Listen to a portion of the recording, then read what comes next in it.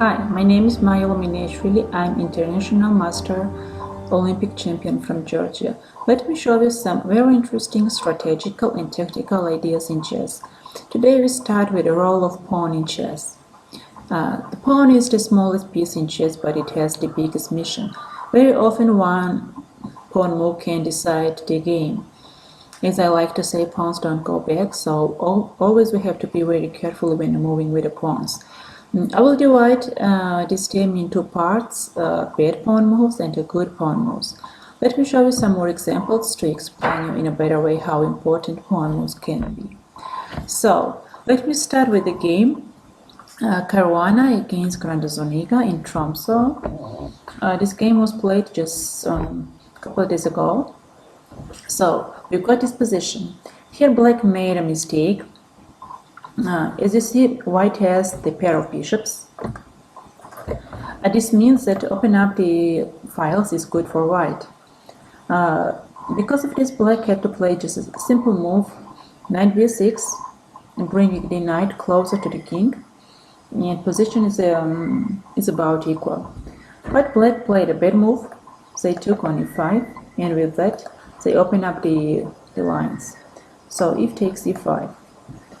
And now black made a horrible move. Anyways, I had to play just a simple move. Knight b6, okay, it's not as good as one move before, but anyway, it's not losing the game. Black played here f5. This is the horrible move, really horrible move. Because now, after capturing e takes f6, black just resigned. Okay, maybe it's not losing in one move, but probably Grandazoniga was upset with his position that he just gave it up. So as you see, one bad pawn move, d takes e5, opened the lines for white, which was good for them. And now after the second bad move, e5, position was just completely destroyed. And after e takes f6, white just win in one move. So now let me show you the second example. This is the game of Smyslov. He was playing black. So as you see, black has better position, but it's not enough for win. White had to play just moves like rook c1, something like this, or queen f1. Okay, it's anyway not so good, but it's not lost, of course. But they played a bad move. This was e4. c takes d4. I would say that here white overlooked the following, that probably they wanted to play bishop f4, queen c5 is the only move, bishop takes c7, and probably they thought that black is forced to take on c7, and now after knight takes d4, position is about equal. Maybe they wanted to play this position. But after bishop takes c7, black has a simple move, d takes c3, and they have very good position. So to avoid it, white took on d4, knight e5, and as you see now black's position is becoming very active. Knight e5. If white takes on d5, then black plays just a simple bishop g4, queen f1,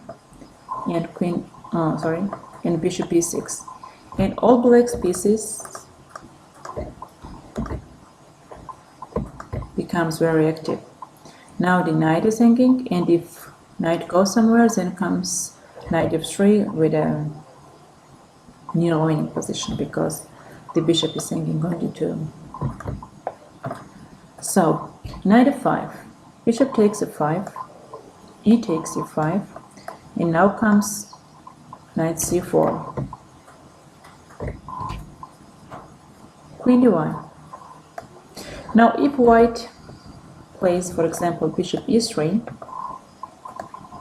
then black takes on e3, pawn takes e3, And black has a very strong move, which is either rook e3, and if white takes on e3, then black plays bishop e6 and using the pin.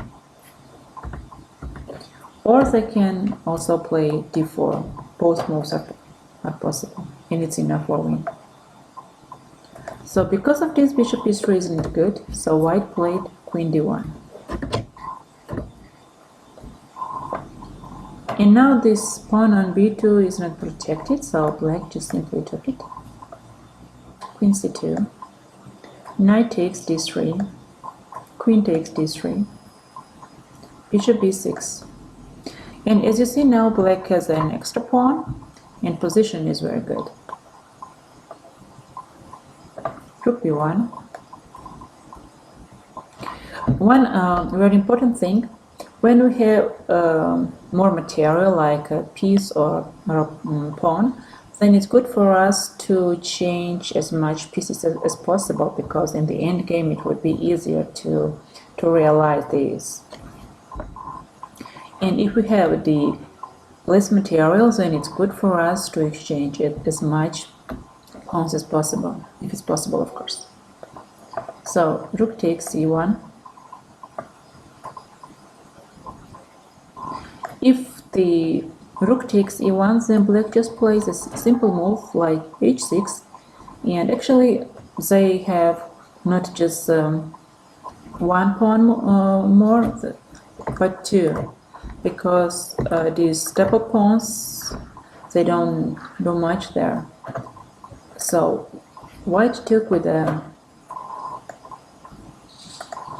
bishop, rook e8, controlling the e line, knight e2, and again comes also this kind of prophylactic moves like h6 is important, because sometimes maybe it's not necessary in this position, but we might need it in future to avoid all kind of possible checkmates. Who knows? So knight e4, queen c6, queen b3, bishop d4, knight e3. Now white cannot take on b7 because I take, you take, and it's hanging on e1, just simply. So knight e3, queen d7, attacking the f5 pawn. F5 pawn. Queen takes b7, queen takes f5, queen takes, knight g4. So as you see, all black's pieces are very active. The bishop is attacking the f2 pawn. The knight as well is attacking f2 pawn, and somewhere also h2 pawn. Queen is very active, as you see. And the rook is very active as well, because it controls e line. Rook c1. And now it's already time for some tactics, because and also very important is to notice which is the weakest pawn or the weakest square in opponent's position, and try to use it. For example, now the weakest is f2, which is attacked 3 times, 1, 2, and 3. But it's also protected 3 times with the bishop, with the knight, and with the king. So now what can black do? Of course, I have rook e1 check. It's a small tactic. Rook takes e1, bishop takes f2, king f1, and after the exact move, queen f3, there is no defense. It's threatening the checkmate on h2. You see now how important was to play h6, because if not h6, then white could just solve the mate in one. But now it's not working because I will play just a simple king h7 and it's nothing.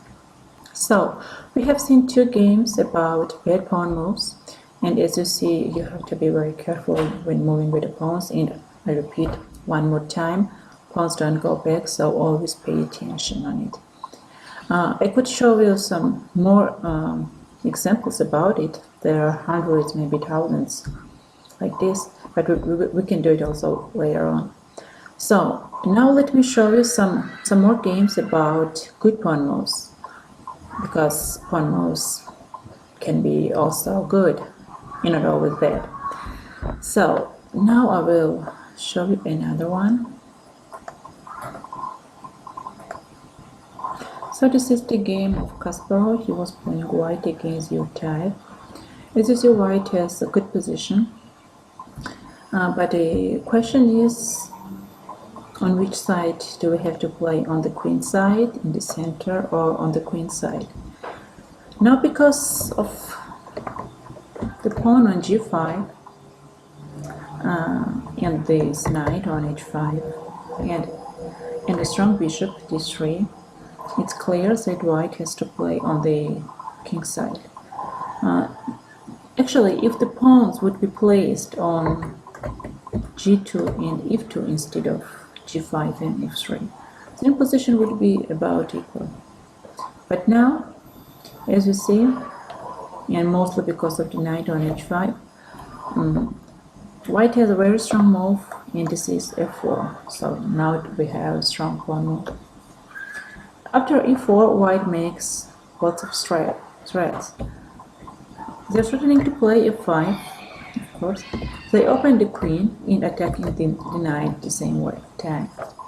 g6 is the only defense of the knight. Queen f3. So activating the queen and attacking the pawn on d5. b6. And now comes the strong move. This is f5. Now black cannot take on f5 because the knight is hanging on h5. So they just played rook b7 because the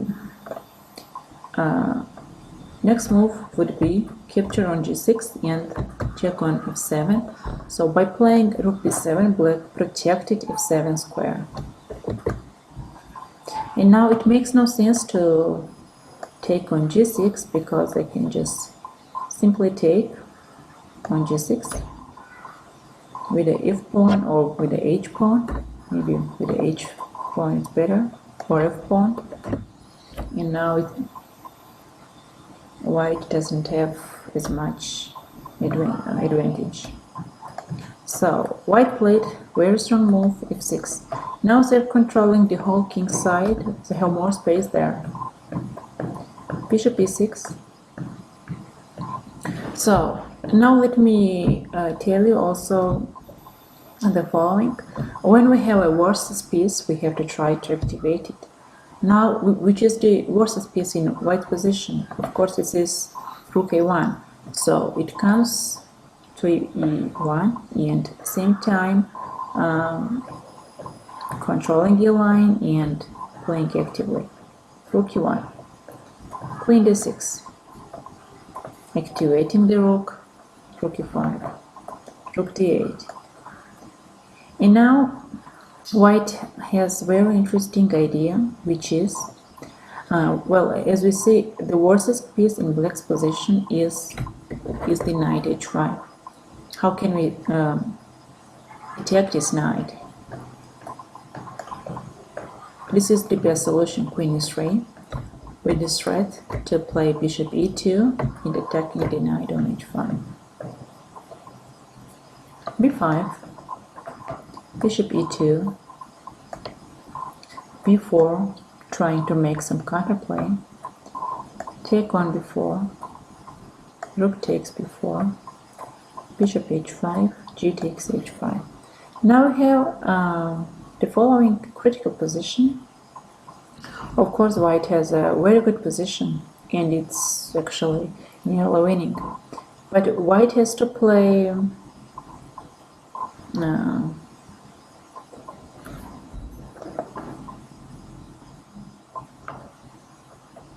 but they have to play actively, otherwise they might lose the initiative.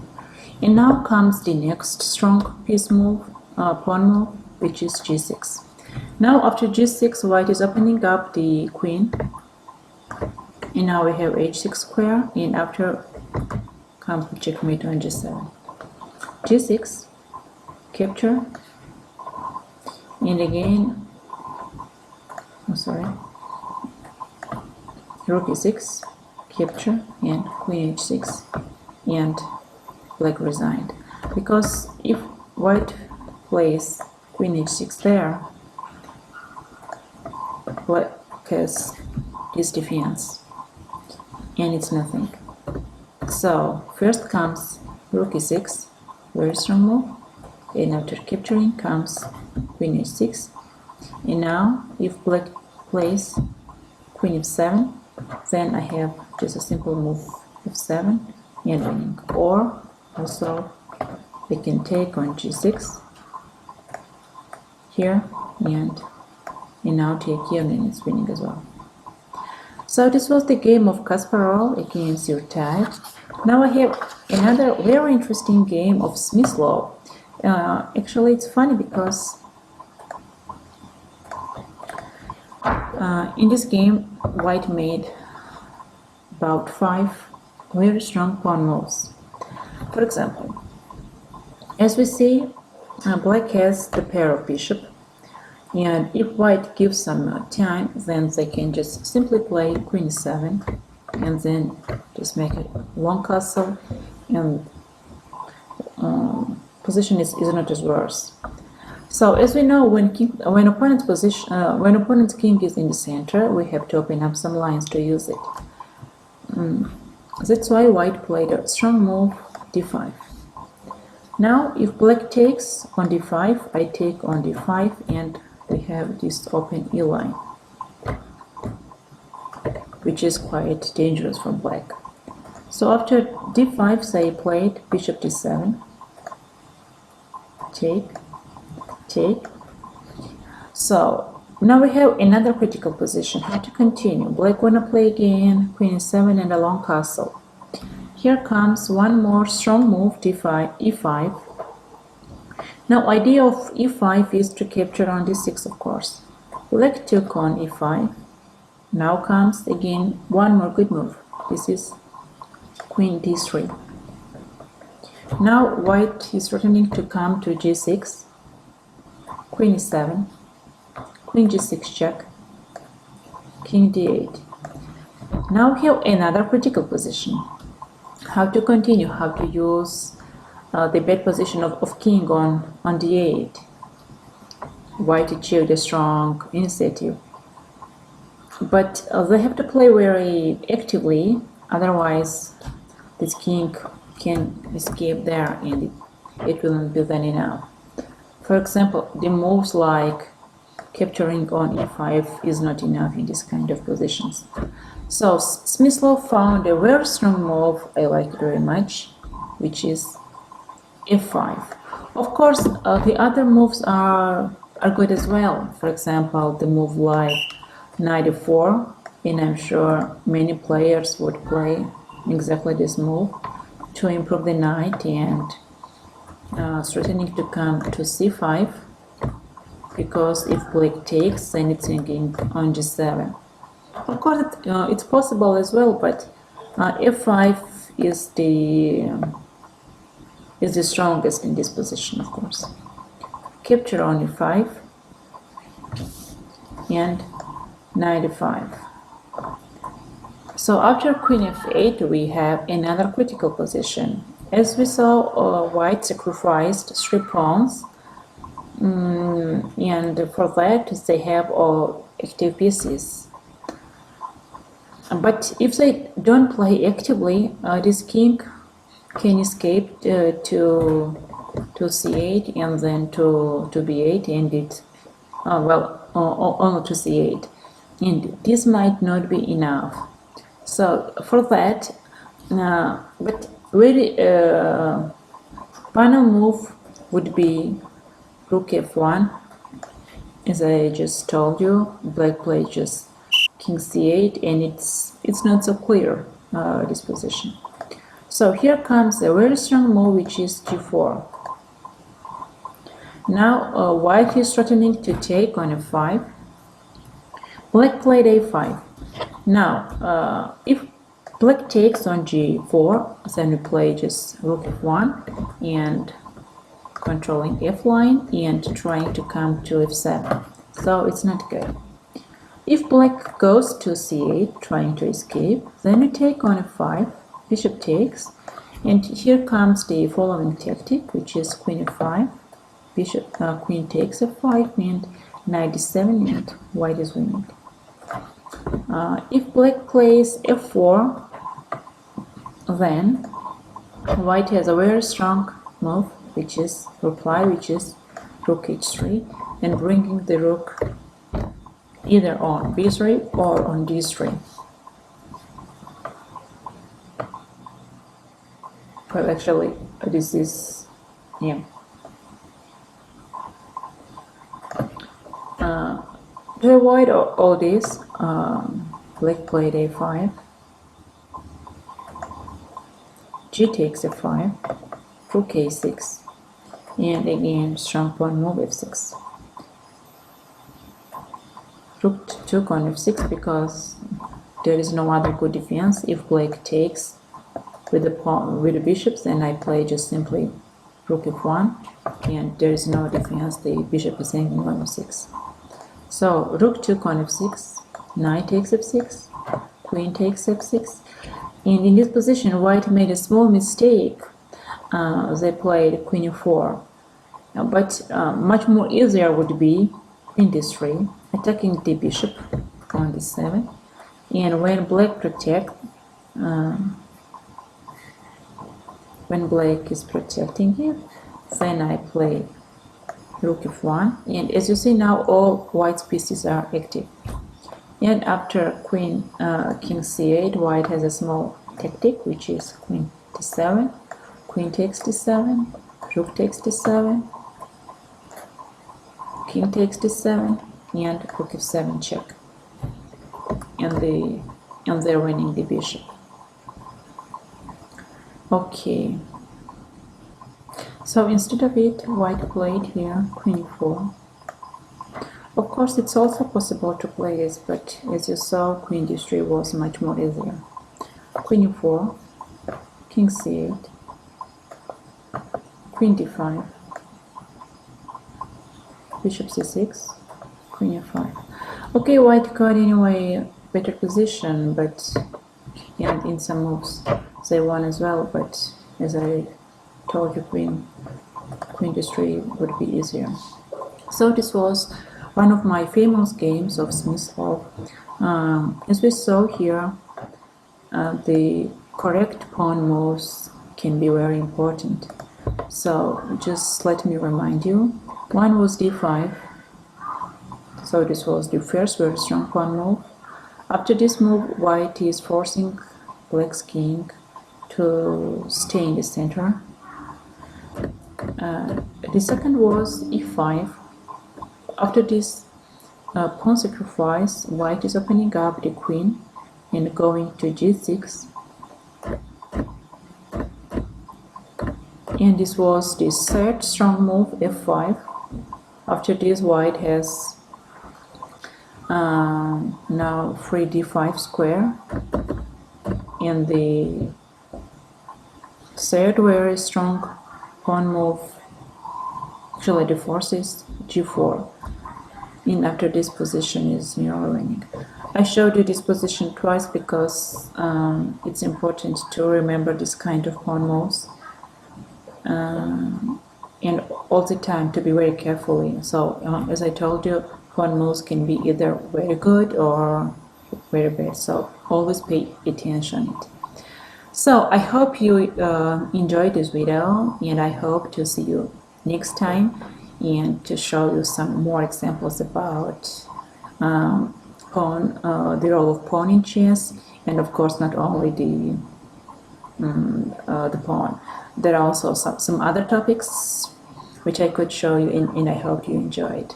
So see you. Bye.